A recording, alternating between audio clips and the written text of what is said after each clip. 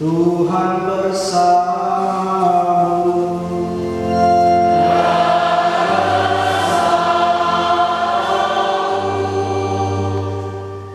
Inilah Injil suci menurut Lukas.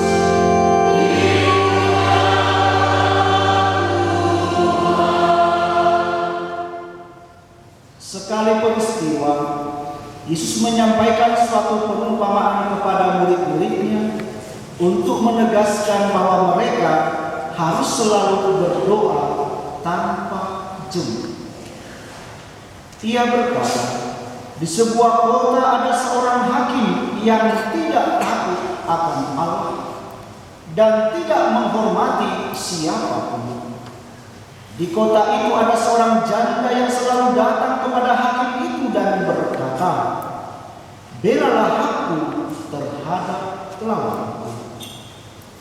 Beberapa waktu lamanya hakim itu menolak.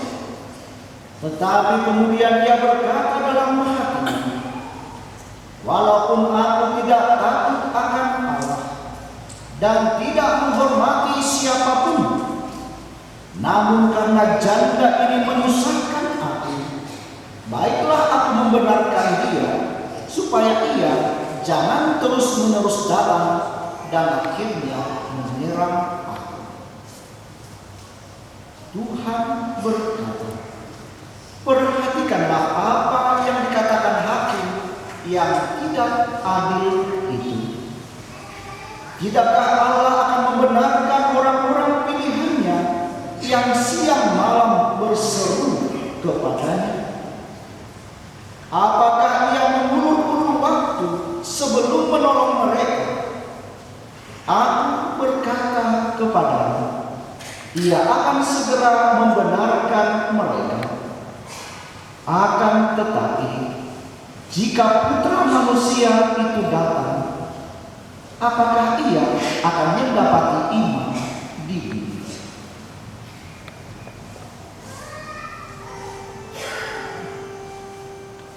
Berbahagialah orang yang mendengarkan sabda Tuhan dan tekun melaksanakannya.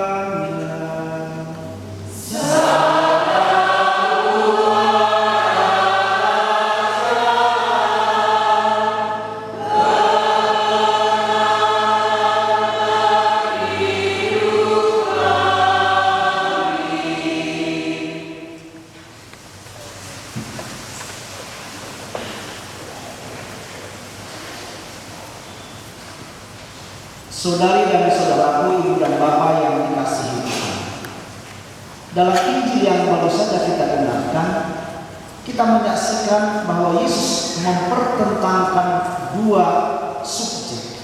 Subjek hakim yang lalim dan subjek Allah. Kualitas hakim itu, hakim yang lalim dikatakan dia hakim yang tidak takut kepada Allah dan tidak menghormati siapapun. Masih banyak hakim yang baik, tapi di sini dikatakan hakim yang lalim, hakim yang tidak berbuat adil, hakim yang memutuskan berdasarkan subjektivitas pribadi, tergantung dari kesenangan dia pribadi, tergantung dari kepentingan dia pribadi. Di satu sisi. Di sisi lain, Yesus menggambarkan tentang sifat dan kualitas dari Allah.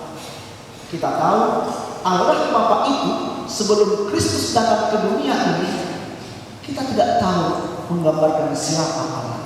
Masih sama-sama.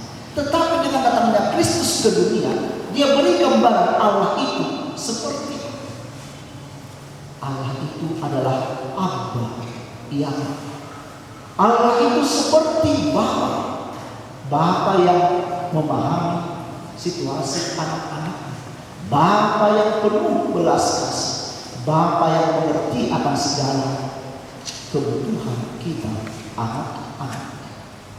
Nah, lihat dua subjek yang dikontraskan ini. Hakim yang lalim ini yang tidak takut pada siapapun.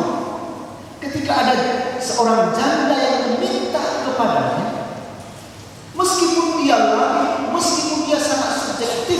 dan memutuskan, meskipun dia memutuskan berdasarkan kesenangan dia pribadi, karena terus-menerus si janda ini meminta kepadanya untuk membela perkara, akhirnya meskipun dia lalai, dia tetap mengabulkan permohonan si janda.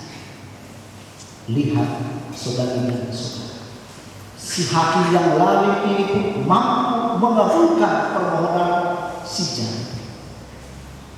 Dikontras, antitesis, apalagi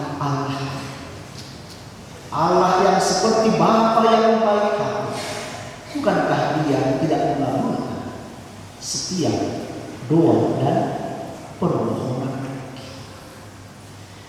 Saudari dan saudara, persoalannya adalah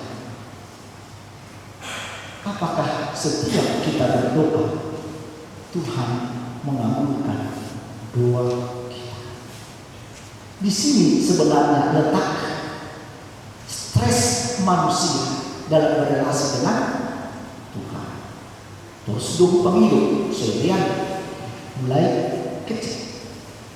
Tetapi starting point yang menjadi penekanan kita, yang menjadi pegangan kita ialah ini: setiap kita berdoa, Allah pasti mendengar. Itu harus kita pegang. Allah itu bukan Allah yang tuli, Allah itu bukan Allah yang tidak peduli.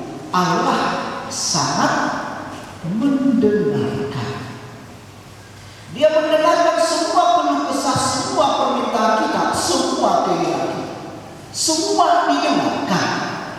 Persoalannya ialah apakah dikabulkan? Dikabulkan itu apakah serta-merta atau marpet tejo, bukan setengah? Persoalan kita manusia adalah kita manusia kerap kali karena tidak tahu skala prioritas, karena kita tidak tahu bagaimana hidup secara bijaksana dalam menentukan pilihan-pilihan kehidupan. Manusia menjadi lemah, manusia menjadi kabur untuk memilah apa yang menjadi kebutuhan dan apa yang menjadi keinginan. Setiap manusia butuh apa? Butuh makan, butuh perhatian, butuh bertumbuh dan berkembang. Butuh berarti sangat primer, sangat prinsip. Tetapi kalau berbicara tentang keinginan saudari dan saudara, ada jutaan, ada ribuan juta keinginan kita manusia yang tak terangkat. Dan Allah ini memilah-milah itu, mana kebutuhan dan mana keinginan yang diberikan kepada kita supaya tetap bijaksana dalam perjalanan kehidupan ini. Apa itu kebutuhan? Apa itu primer? Kita butuh makan, ya kan? Butuh makan supaya sehat, supaya ada energi. Tidak, butuh makan. Tetapi mulai muncul keinginan. Saya butuh makan, berarti perlu makanan. Makanan apa? Nah, adong ijolo niba di gomak. Ya sudah. Adong di gomakom.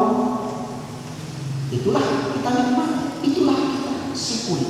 Ini kebutuhan karena saya lapar, butuh energi. Tapi kita manusia mulai muncul keinginan. Ini ada di gomak, tapi saya tidak ingin di gomak. Saya ingin spaghetti. Maka pergi dia ke Pizza Hut untuk mencari spaghetti.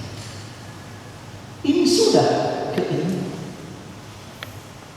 Saya butuh alat transportasi.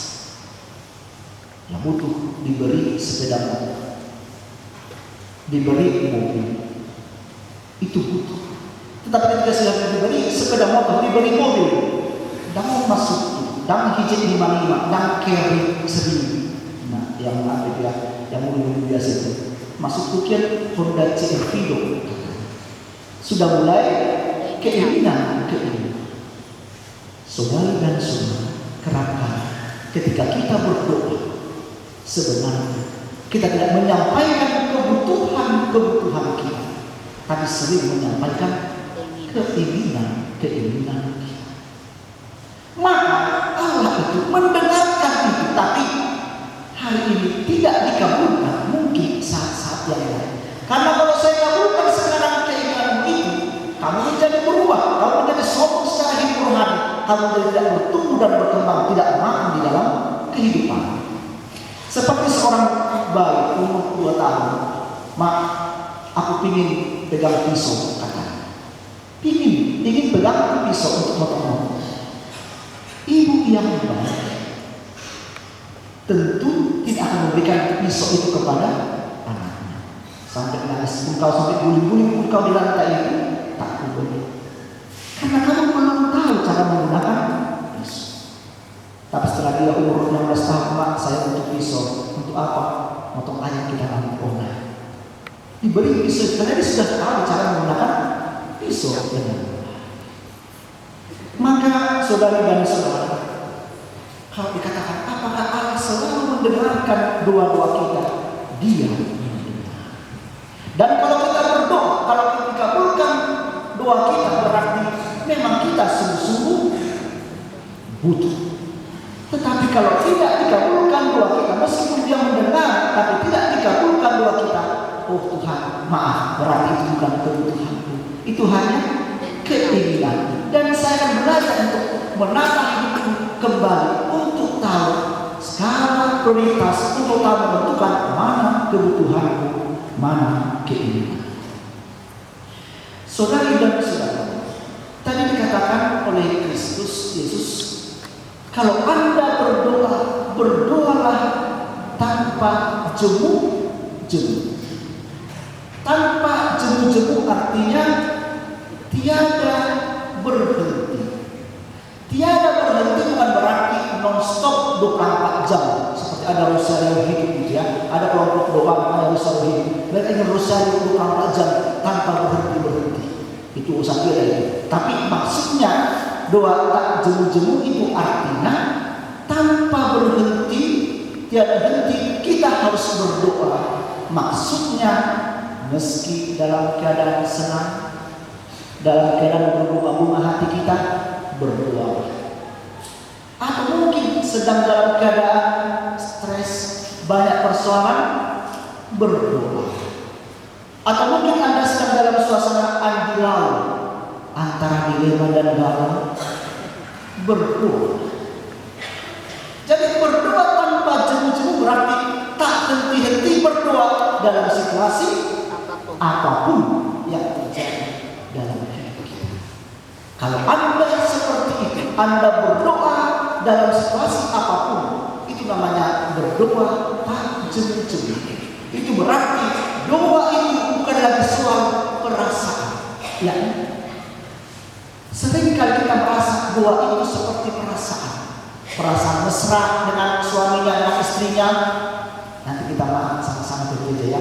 Pakai baju kapal, seragam begitu ya. Dan kotak. Itu apa? Perasaan mesra hari ini. Besok tidak mesra, dan sendiri-sendiri. Doa tidak seperti itu. Doa bukan soal perasaan.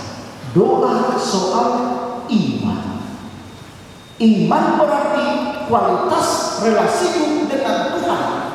Baik aku sedang galau, aku sedang sedih, aku sedang bahagia, tapi relasiku dengan Tuhan selalu mendalam, selalu dekat, selalu intim. Karena relasi ini tidak pernah dipengaruhi oleh perasaan apapun, sentimen apapun di dalam kehidupan. Maka saudari dan saudara, sembari kita berdoa tak jemu-jemu, sebenarnya sembari kita sedang menata hati kita. Kita sedang belajar Tuhan untuk mencari di manakah kebutuhan hidupku, di manakah keinginanku yang tidak teratur, yang harus terus saya tata supaya semakin hari semakin teratur. Maka berdoalah tak jemu-jemu supaya kita bisa memandang Allah dengan tidak jemu-jemu juga. Sehingga dengan demikian kita semua orang-orang Kristiani yang selalu pandai